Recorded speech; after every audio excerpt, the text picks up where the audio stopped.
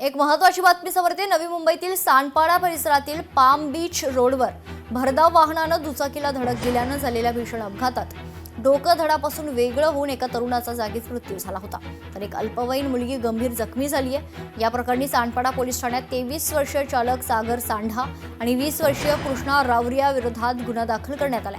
पोलिसांच्या म्हणण्यानुसार ही hit and रनची घटना नाहीये, तसंच वाहन चालकांनी मद्यप्राशन देखील केलं नव्हतं, त्यामुळे त्यांच्यावर गुन्हा दाखल करून नोटीस देण्यात आली। 3 मार्चला अपघात झाला होता आणि आरोपींना पोलिसांनी 5 मार्चला अटक केली आहे। त्यानंतर त्यांची टेस्ट केली तर त्यामध्ये मद्यप्राशन केलं असल्याचं आढळलं नाहीये, त्यामुळे पोलिसांच्या भूमिकेवर देखील आता प्रश्नचिन्ह उपस्थित होत आहेत। आरोपींना ताब्यात घेण्यासाठी पोलिसांना उशीर का लागला? आरोपी हे उद्योगपतींचे नातेवाईक आहेत, त्यामुळे त्यांना सोडण्यात आलं का, असे अनेक प्रश्न आता उपस्थित होत आहेत। 2 आरोपितांविरुद्ध हायगेने गाडी चालवून प्रशांत जमदाड्याच्या मृत्यूस जबाबदार झाला आणि हरमन कौर हिला गंभीर जखमी केले म्हणून त्यांच्याविरुद्ध गुन्हा नोंद केलेला आहे। आणि जी 2 वाहनं आम्ही ताब्यात घेतलेली आहेत, दोन्ही वाहनांचं फॉरेन्सिक विश्लेषण केलेलं आहे, त्याची जांच केलेली आहे। त्यानंतर लक्षात आलं की 2 वाहनं त्यांच्या अपघात झाल्यानंतर अंगावरून गेलेली आहेत।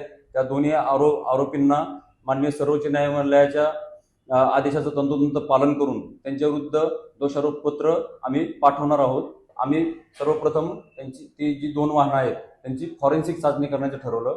फॉरेन्सिक चाचणी केल्यानंतर जेव्हा फॉरेन्सिकचा रिपोर्ट आला, त्या रिपोर्टमध्ये ते 2 वाहनं त्यांच्या अंगावरून गेलेल्याचं लक्षात आल्यानंतर आम्ही त्यांना आरोपी केलेला आहे। त्याने अपराध केला आहे, त्या अपराधाला त्या कायद्याप्रमाणे ही शिक्षा होणारच आहे।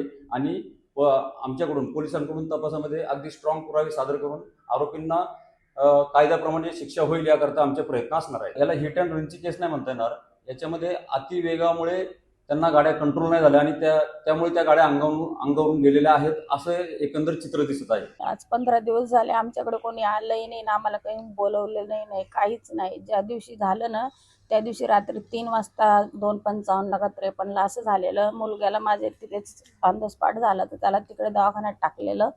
तर आम्हाला रात्रपर्यंत काहीच कोणी आलं नाही। आमच्या मला सकाळी एका मैत्रिणीने सांगितलं असं असं झालंय, कारवाई व्यवस्थित करत नाहीये आणि ते गाडी वगैरे गेल्या आणि त्या जाणून बुजून गेलेल्या आणि त्या पैशावाल्यांच्या गाड्या आहे, तर ते त्यात करतच नाही ते काही। आम्ही गरीब माणसं, माझा मुलगा एक होतं, त्याच्यावर घर चालतं, भाडं वगैरे त्याच्यावर, आता आम्ही कुठं राहायचं? आम्हाला घर नाही, काय नाही। माझ्या मुलाचा एकदम नियोजनपूर्वक मर्डरच केलेला आहे आणि पोलीस त्याच्यावरती कुठल्याही प्रकारे ॲक्शन घेत नाहीये आणि फक्त साधा FIR नोंदवून घेतलेला आहे आणि आम्हाला अजूनपर्यंत कुठल्याही प्रकारचा न्याय मिळाला नाहीये किंवा त्या माणसाला अटक केलेली नाहीये।